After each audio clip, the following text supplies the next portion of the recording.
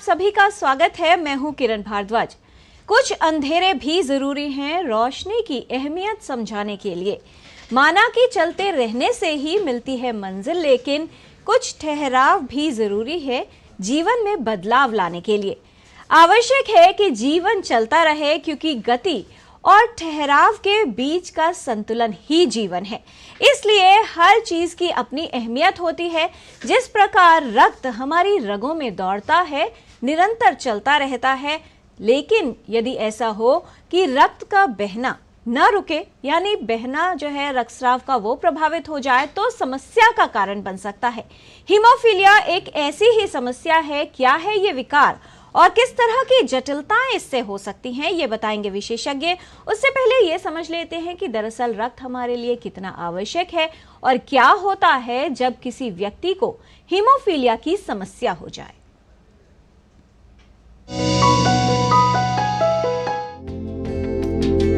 Haemophilia एक आनुवंशिक रक्त विकार है, जिसके होने पर व्यक्ति के रक्त में थक्का नहीं बनता। इन रोगियों में रक्त में प्रोटीन की कमी होती है, जिसे क्लॉटिंग फैक्टर कहते हैं। ये प्रोटीन फैक्टर रक्त में थक्का जमा कर उसका बहना रोक देता है। हीमोफीलिया रोग में शरीर में रक्त के थक्के बनने की प्रक्रिया धीमी हो जाती है, जिसके कारण चोट लगने पर रक्त जम नहीं पाता और असामान्य रूप से बहता रहता है। इस रोग का पता अधिकतर तब चलता है जब व्यक्ति को कोई चोट या आघात हो और रक्त का बहना न रुके। ये चिंता का विषय है, क्योंकि हीमोफीलिया से ग्रस्त व्यक्ति में रक्तस्राव की वजह से जीवन के लिए खतरा हो सकता है। ये रोग माता पिता से बच्चों में आता है। आमतौर पर हीमोफीलिया रोग लड़कों में देखा जाता है। लड़कियां हीमोफीलिया कैरियर यानी इस रोग की वाहक होती हैं। ये बीमारी बच्चों के जन्म से हो सकती है। कई बार जन्म के बाद ही इसका पता चल जाता है। यदि हीमोफीलिया मध्यम और गंभीर स्तर का हो तो बचपन से आंतरिक स्राव की वजह से कुछ लक्षण उत्पन्न हो जाते हैं, लेकिन गंभीर स्तर के हीमोफीलिया में खतरा अधिक होता है, क्योंकि हल्का सा झटका लगने पर भी व्यक्ति के शरीर में आंतरिक रक्तस्राव शुरू हो सकता है। यदि बीमारी हल्के स्तर की है तो इसका पता आसानी से नहीं चलता। आमतौर पर जब बच्चों का दांत निकलता है और खून बहना बंद नहीं होता, तब इस रोग का पता चल पाता है। सही इलाज और देखभाल से हीमोफीलिया से प्रभावित व्यक्ति के जीवन को स्वस्थ और सामान्य बनाया जा सकता है। किरण भारद्वाज, डीडी न्यूज।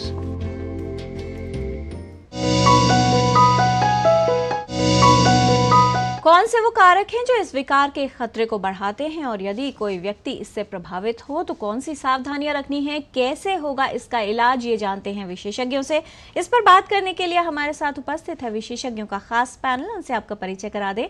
हमारे साथ स्टूडियो में उपस्थित हैं doctor Naresh Gupta. He is medical consultant and advisor haemophilia, Maulana Azad medical college and chairman haemophilia and health collective of north. हमारे साथ आज के डिस्कशन में शामिल हैं doctor Ankur Jain. He is assistant professor haematology from Safdarjung hospital. दोनों ही विशेषज्ञों का स्वागत करते हैं। ब्लीडिंग डिसऑर्डर्स जो है, रक्त विकार जो है, वो काफ़ी आम है। बहुत से लोग इससे प्रभावित होते हैं और चिंता का विषय ये है कि लोगों को पता ही नहीं होता कि वो इस विकार से प्रभावित है। तो ऐसे में वो कौन से कारक हैं जिनसे इसका खतरा बढ़ता है और कैसे इसका प्रबंधन और इलाज किया जाना चाहिए, ये विशेषज्ञ आपको बताएंगे। इस समस्या से संबंधित कोई सवाल अगर आप पूछना चाहते हैं तो हमारे टोल फ्री नंबर पर कॉल कीजिए। नंबर है 1800111234। आप अपने प्रश्न ईमेल के माध्यम से भी हम तक पहुंचा सकते हैं। ईमेल एड्रेस है ddnewstotalhealth@gmail.com। तो आइए समझते हैं कि क्या है हीमोफीलिया विकार और कैसे हो सकता है इसका उचित प्रबंधन। सबसे पहले डॉक्टर नरेश गुप्ता, आपसे समझना चाहेंगे, ब्लड डिसऑर्डर्स कई तरह के हैं और लोगों को इसके विषय में जानकारी भी तब तक शायद नहीं होती जब तक परिवार में किसी को एक इस तरह की कोई समस्या ना हो जाए। जागरूकता कितनी आवश्यक है और क्यों जरूरी है कि इसके विषय में सभी को जानकारी हो, क्योंकि बहुत सारी ऐसी स्थितियां हैं जो सामान्य होती हैं लेकिन गंभीरता उनकी बढ़ सकती है और जीवन के लिए भी खतरा बन सकती है। जी किरण जी, आपने बिल्कुल ठीक कहा। हीमोफीलिया के बारे में जानकारी ही इलाज है, इसलिए क्योंकि इसकी जानकारी नहीं होने की वजह से बीमारी का डायग्नोसिस नहीं होता है, तो उचित इलाज नहीं मिलता है और उसके बजाय गलत इलाज मिल जाता है। हीमोफीलिया में जो खून का स्राव होता है वो ये जरूरी नहीं है कि बाहर से निकल के आए, कि आंख से आ जाए, मुंह से आ जाए, आज आ सकता है, लेकिन ज़्यादातर जो ब्लीडिंग होती है हीमोफीलिया में वो जोड़ों में या मांसपेशियों में होती है, अंदर होती है जी। वो दिखती नहीं है, लेकिन वो अंदर ही अंदर होती रहती है। और दूसरा ये है कि जो ब्लीडिंग बाहर होती है, जैसे फर्ज कर लीजिए एक्सीडेंट हो जाता है किसी का जी। वो दिख जाती है, वो डॉक्टर के पास आ जाता है। जैसे हार्ट अटैक है, चेस्ट पेन होता है, तो वो डॉक्टर के पास आ जाता है। कोविड वाला बुखार लेके आ जाता है या कुछ और लेके आ जाता है। तो जो बाहर से दिखता है वो आ जाता है, जब अंदर होता है तो सिर्फ वो दर्द का महसूस होता है उसमें, ज़्यादा से ज़्यादा, कई बार वो भी नहीं होता है। तो उस हालत में अगर वो डायग्नोज, उसको उसके बारे में जानकारी नहीं हो तो वो सिकाई कर लेगा, कुछ गोलियां खा लेगा, और सिकाई भी उसमें जो गर्म सिकाई है वो नुकसानदेह होगी। जो गोलियां खाएगा उसे हीमोफीलिया का जो प्रकोप है वो बढ़ जाएगा। तो उसके बारे में जानकारी मरीज को तो नहीं होती है, फैमिली को भी नहीं होती है, परिवार को भी नहीं होती है, समाज को भी नहीं होती है, कई बार तो जो लोग इलाज प्रोवाइड कर रहे हैं उनको भी नहीं होती है जी।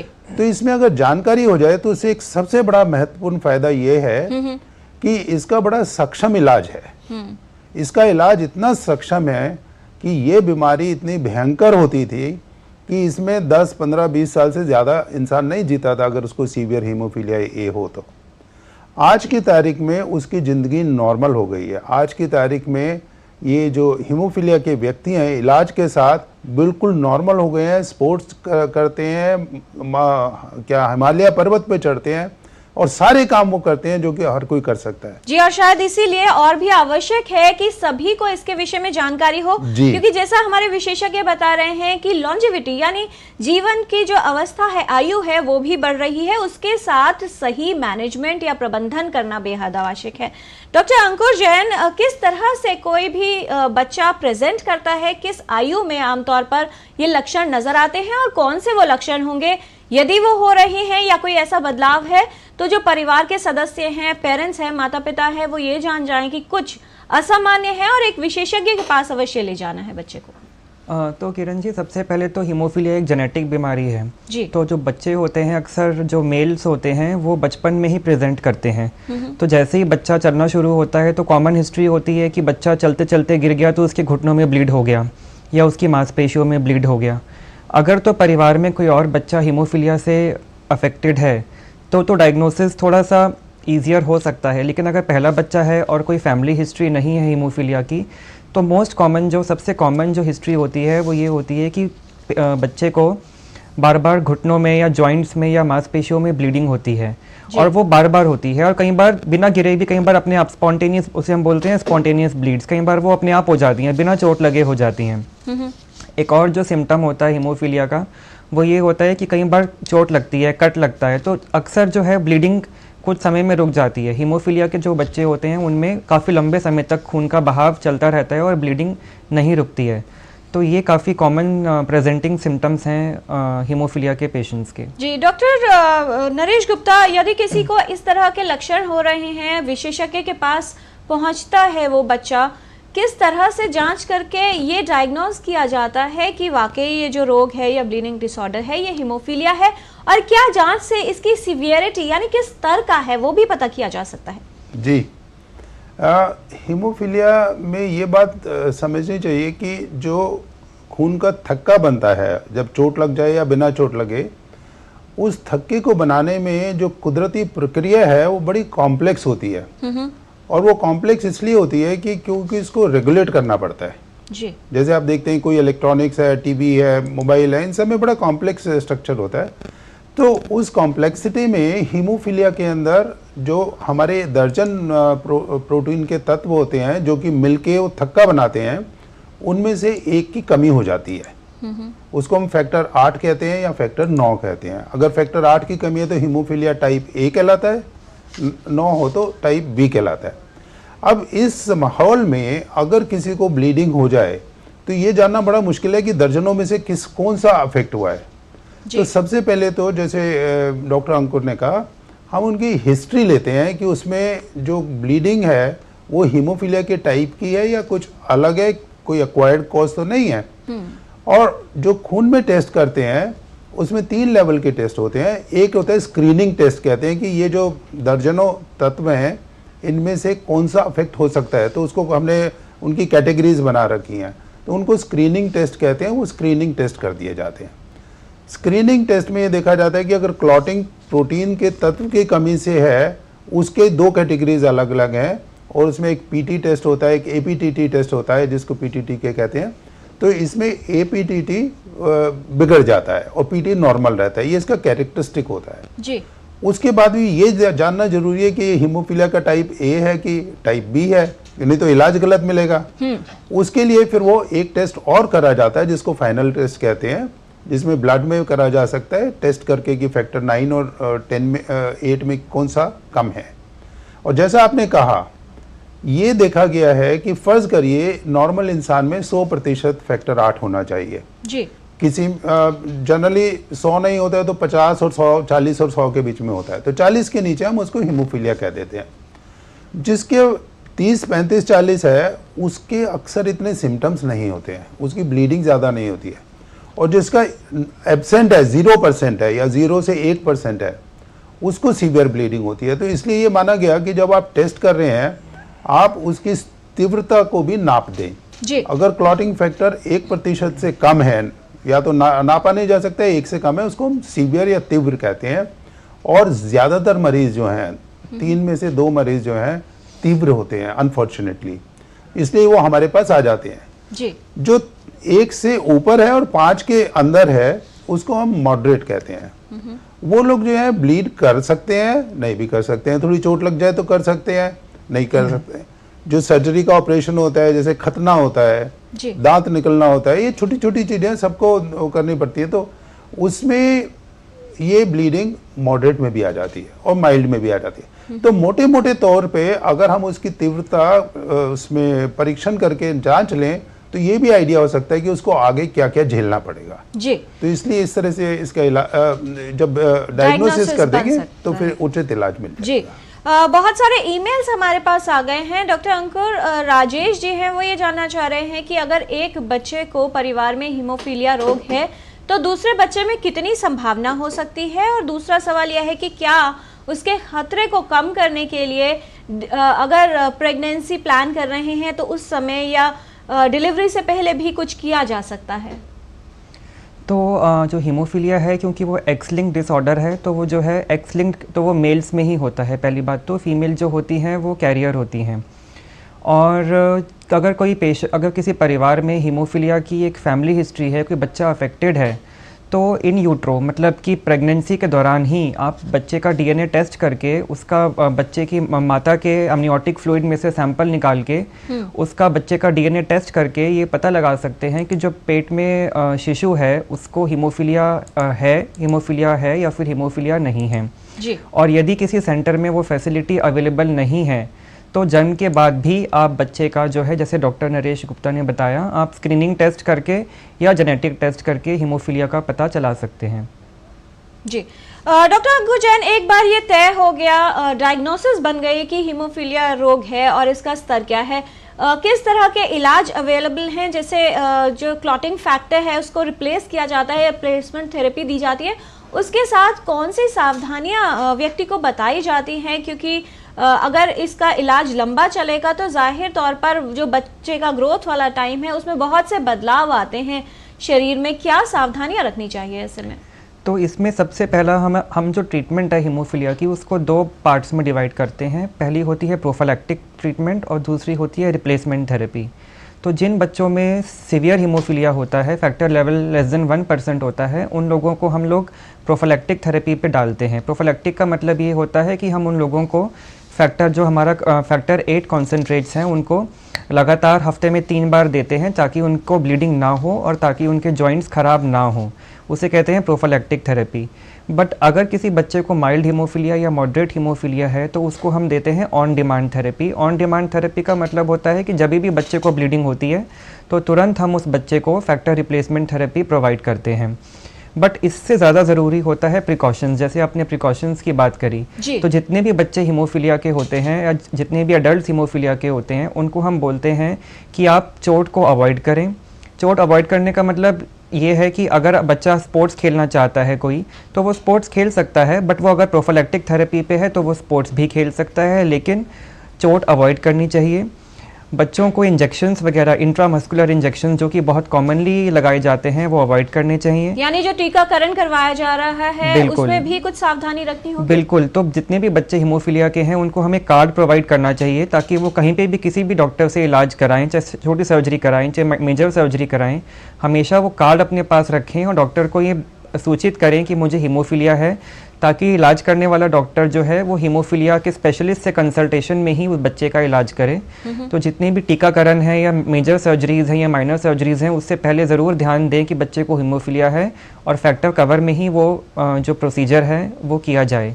तीसरा कि जो पेन किलर्स होते हैं, तो जो हम बुखार हुआ, पेन या फिर कहीं पे दर्द हुआ और बच्चे ने घर पे कोई पेन किलर खा लिया, सपोज करो कि ब्रूफेन खा लिया, तो हम पेन किलर्स का जो यूज़ है वो डिस्करेज करते हैं या अवॉइड करते हैं हीमोफीलिया के पेशेंट्स में, क्योंकि पेन किलर्स जो हैं वो ब्लीडिंग की जो टेंडेंसी है उसको बढ़ाते हैं। तो ये कुछ प्रिकॉशंस हैं जो कि हमको हर एक बच्चे को हीमोफीलिया के ज़रूर बताने चाहिए।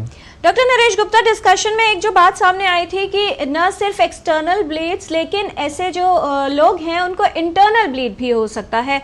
मान लीजिए अगर ब्रेन में कोई जो है नर्व रप्चर हो जाती है, ब्लीड शुरू हो जाता है, कौन से रेड फ्लैग्स आप बताना चाहेंगे जिससे एकदम ये समझ लेना चाहिए खतरे का संकेत है, एक मेडिकल इमरजेंसी है, जिसमें समय नष्ट न किया जाए? क्योंकि होता यही है, अगर सर में दर्द हो रहा है तो जैसा आप भी बोल रहे थे कि खुद ही पेन किलर ले ली जाएगी, डॉक्टर के पास जाना ज़रूरी नहीं समझते हैं लोग। जी, ये बड़ा महत्वपूर्ण है, क्योंकि अक्सर जो ब्लीड होती हैं वो मांसपेशी जोड़ में होती हैं। जोड़ में सबसे ज़्यादा होती हैं 80%, बाकी मांसपेशी में 8-9 मरीज़ जो हैं 10 में से इसमें से ग्रस्त होते हैं। लेकिन कुछ उसमें से ब्लीडिंग ऐसी हैं, खून बहना, जो कि जानलेवा हो सकता है, जैसे छाती के अंदर आ जाए, पेट के अंदर आ जाए, और उसमें ये दिमाग का जो आपने बात करी, दिमाग के अंदर ब्लीडिंग हो जाए, वो भी जानलेवा हो सकती है। अब दिमाग के अंदर जो ब्लीडिंग होती हैं वो ज़्यादातर, जैसे अंकुर ने बोला था, छोटे बच्चे जो होते हैं उनमें होती है या बड़े बुजुर्ग में हो जाती है अगर वो वहाँ तक इलाज लेके चलते हैं। तो छोटे बच्चे में जो होती है वो कुछ बता तो सकते नहीं है, तो उसमें उसको पहचानना बड़ा ज़रूरी होता है। लेकिन हमारे जो पीडियाट्री, जो बच्चों के स्पेशलिस्ट होते हैं जिनके पास ये छोटे बच्चे जाते हैं, वो देखते ही पहचान लेते हैं कि बच्चा दूध नहीं पी रहा है, खाना नहीं खा रहा है, उसका एक्टिविटी नहीं है, या कोई हाथ पैर को हिलाने में दिक्कत आ रही है, और उनको ये दिमाग का ब्लीडिंग जो है बड़ों के बनिस्बत 20 गुना ज़्यादा होता है और वो जानलेवा हो सकता है। तो उसमें उसको पहचानना पड़ेगा, क्योंकि उसमें खून तो दिखेगा नहीं, तो खून की बीमारी दिमाग में भी नहीं आएगी कि खून हो सकता है, लेकिन ये जरूर आ सकता है कि दिमाग में कोई बीमारी है। और आज की तारीख में जब ये पता चल जाता है कि सस्पेक्ट करते हैं कि दिमाग में बीमारी है, तो उसका एक स्पेशल एक्सरे जो सीटी स्कैन है वो स्कैन करके दिख जाता है, और जैसे ही वो दिख जाता है तो उसका इलाज के लिए आपको ये जानना जरूरी है कि हीमोफीलिया कौन सा है।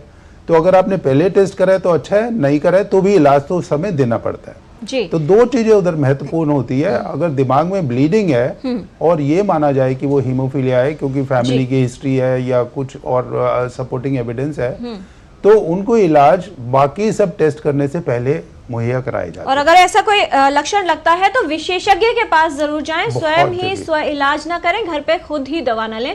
फिलहाल एक कॉलर है दिल्ली से, डॉक्टर संजीव साहा है फोन लाइन पर। डॉक्टर साहा, बहुत स्वागत है आपका टोटल हेल्थ में, सवाल पूछिए। नमस्कार जी नमस्कार। Everybody, I was just thinking why not an ounce of prevention better than A pound of cure. Basically, these genetic disorders are coming from one boy and one girl. Right. There should be a register, whether you say it marriage register, linked or whatever, that these simple tests can be done, whether this is for this disease or thalassemia or whether 1,000 diseases like that. Major ones which have more common occurrence should have a register, and now marriage should be registered. It's known thing. So there should be clearance that this boy can marry this girl. And they are free from this. So, you know, so much of cost, so much everything can be avoided. And think of the families who suffer. If the whole family is devastated. Yes, so definitely, Dr. Saha, this is a great message. Dr. Gupta, सिर्फ एक वाक्य में जो इन्होंने बात कही है कि कितना महत्व है कि एक रजिस्टर मेंटेन किया जाए, और जिस तरह से कुंडली मिलाई जाती है या मैरिज रजिस्ट्रेशन की इन्होंने बात की, उस तरह से ब्लड डिसऑर्डर्स के लिए कोई जांच विवाह से पहले ही हो जाए जिससे ये पता चल जाए कि जो लड़का है और लड़की है उसका स्टेटस क्या है? जी, इन्होंने साहा जी ने बड़ी अच्छी बात उठाई है और मैं बड़ा खुश हूँ कि इतनी जागरूकता आ रही है। तो खून के बीमारियों में जो पैदाइशी होती हैं उसमें एक थैलेसीमिया का इन्होंने जिक्र कर दिया, एक हीमोफीलिया का जी। जो इन्होंने कहा है बिल्कुल ये बात जो है थैलेसीमिया के लिए 100% कारगर है। उसमें आप ये जांच कर सकते हैं, फैमिली में कुंडली की बजाय HbA2 लेवल होता है वो कर सकते हैं जी। और उसमें ये प्रक्रिया करके आप पूरे देश में थैलेसीमिया मुक्त करा सकते हैं बिना कोई दवाई दिए, बिना कोई वैक्सीन दिए। बेहद महत्वपूर्ण है हीमोफीलिया में लेकिन ये ऐसा नहीं मुमकिन है। हीमोफीलिया में थोड़ा लिमिटेड टाइम में मुमकिन है क्योंकि एक तो उसके टेस्ट बड़े कठिन होते हैं। फिर भी जो महिलाएं शादी से पहले उनका एक टेस्ट करके देखा जा सकता है कि उनमें कोई कण तो नहीं है हीमोफीलिया का। अगर वहां है तो उनको फिर एडवाइस दी जा सकती है, जेनेटिक काउंसलिंग दी जा सकती है और बेबी के लिए भी काउंसलिंग करी जा सकती है, वो हो सकता है। लेकिन वो थोड़ा कॉम्प्लेक्स है बनिस्बत की थैलेसीमिया के। लेकिन अगर शादी से पहले जांच करवाई जाती है तो थैलेसीमिया जैसे जो रक्त विकार है उनकी पहचान हो सकती है और इससे बचाव भी किया जा सकता है। आज हम टोटल हेल्थ में बात कर रहे हैं हीमोफीलिया रोग के बारे में। हमारे साथ हैं doctor professor Naresh Gupta, doctor Ankush Jain और फिलहाल समय हो गया है रैपिड फायर क्वेश्चंस राउंड का। कुछ भ्रमों को दूर करने की कोशिश कर रहे हैं, छोटे सवाल और बहुत छोटे जवाब। पहला सवाल डॉक्टर नरेश गुप्ता आपसे, क्या ये रोग हीमोफीलिया जो है वो हेरिडिटरी या वंशानुगत होता है? ये अक्सर हेरिडिटरी होता है, लेकिन ये भी याद रखें कि 3 में से 1 मरीज को वो फैमिली की हिस्ट्री नहीं होती है और उस मरीज से शुरुआत होती है, नई शुरुआत होती है। डॉक्टर अंकुश जैन, क्या ये रोग सिर्फ लड़कों में ही देखा जाता है? ये रोग लड़कों में पाया जाता है, लेकिन जो फीमेल्स होती हैं वो कैरियर होती हैं हीमोफीलिया की।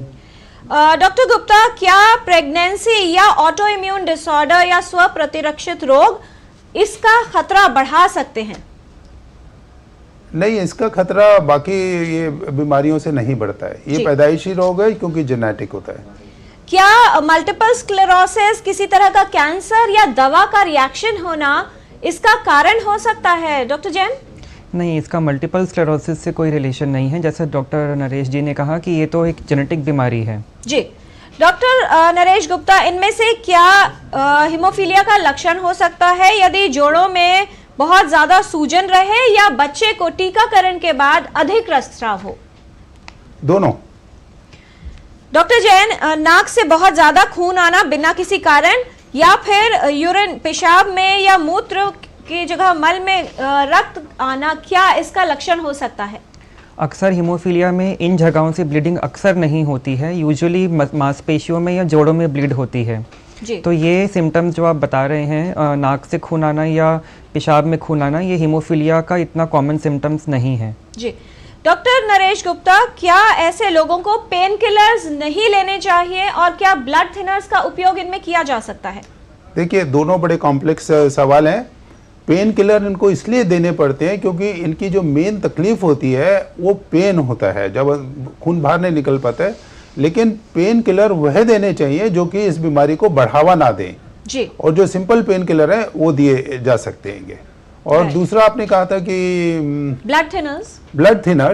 ब्लड थिनर्स को इसका इस्तेमाल अब शुरू होता जा रहा है। अब जैसे जैसे इलाज की पद्धति बढ़ती जा रही है, जिनको हार्ट की बीमारी होती है, क्योंकि अब ये 50 साल भी रहते हैं, 60 साल भी रहते हैं, तो उनको हार्ट के लिए दिया जा सकता है। इतनी सारी इलाज आ गई हैं कि मरीजों के मन में और इलाज करने वालों के मन में शंका रहती है कि हम क्या लें क्या ना दें। बहुत सारा उचित इलाज आ गया है, नस में भी लगाने की जरूरत नहीं है। आप इंसुलिन की तरह से स्किन में लगा सकते हैं।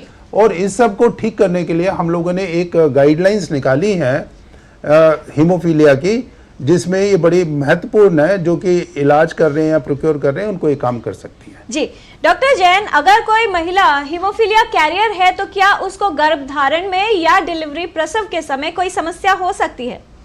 अक्सर जो कैरियर्स होते हैं उनके जो फैक्टर लेवल्स होते हैं वो बहुत कम नहीं होते हैं। तो जनरली इन पेशेंट्स को कोई ऐसे प्रसव के दौरान ऐसे बहुत अधिक मात्रा में ब्लड लॉस होना, ऐसी समस्या अक्सर नहीं आती है। अक्सर जी डॉक्टर नरेश गुप्ता, एक वाक्य में क्या संदेश देना चाहेंगे हमारे व्यूअर्स को? क्यों आवश्यक है कि सही समय पर सही इलाज शुरू किया जाए हीमोफीलिया का और इसके लक्षणों को लेकर जागरूक रहें? सबसे बड़ा आप ये मान के चलें कि ये बीमारी जो कि जानलेवा हो सकती है, अगर आप इसके लक्षण पहचान के डायग्नोसिस करके इलाज लेंगे तो आपकी जिंदगी नॉर्मल हो जाएगी, नियरली नॉर्मल हो जाएगी। डॉक्टर अंकुर जैन, क्या इस तरह का एक ब्रेसलेट पहना जाए या एक आईडी कार्ड साथ में रखना आवश्यक और उपयोगी सिद्ध हो सकता है हीमोफीलिया ग्रस्त व्यक्ति के लिए? बिल्कुल, मैंने अपने पहले सवाल में ये बोला था कि एक आईडी कार्ड इन पेशेंट्स को हमें ज़रूर देना चाहिए, ताकि वो जो बच्चा है वो किसी के पास भी जाए, मान लो कहीं पे गाड़ी चला रहा है, उसका एक्सीडेंट हो जाए या किसी डॉक्टर के पास जाए, तो जो ट्रीटिंग जो भी उसका जो डॉक्टर है